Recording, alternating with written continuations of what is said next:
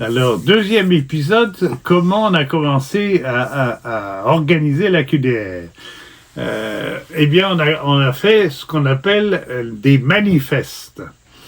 Alors, pas des manifestations, des manifestes.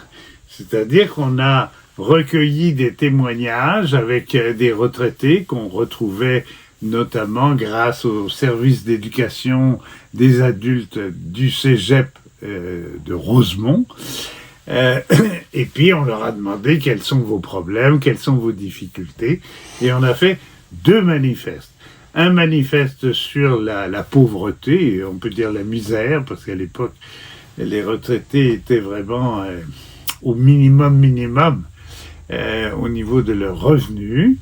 On a écrit un manifeste de 30 pages avec tous les témoignages, et puis un autre qui s'appelait Vieillir chez soi, sur le maintien à domicile, comment ça se passe, comment c'est déficient et ce que nous réclamions.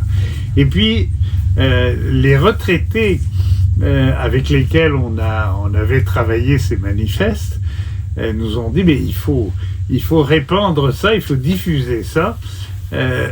Et nous voilà partis à l'été 77.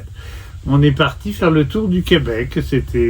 Et puis on rencontrait, grâce aux organisateurs communautaires, on a rencontré dans un peu tous les endroits, toutes les villes principales du Québec, mais aussi en milieu rural, on a rencontré des retraités qu'on avait invités à des conférences, au cours desquelles on leur demandait de signer un manifeste et de devenir un comité de manifeste. 43 étapes qu'on a fait sur le pouce, là,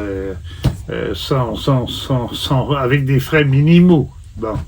Alors, il y a eu, donc au Québec, 43 comités des manifestes. Ça s'appelait comme ça. Et puis, les gens, après, ont fait eux-mêmes des informations, ont diffusé ces manifestes. On avait eu une petite subvention pour le faire.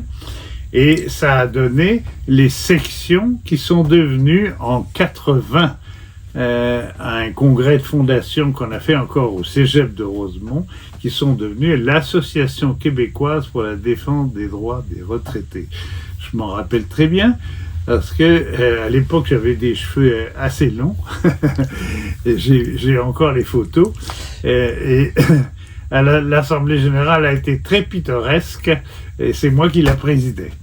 Donc c'est comme ça qu'est né un mouvement. On voulait pas des loisirs comme à la FADOC, c'est tout à fait légitime d'ailleurs, mais c'est autre chose.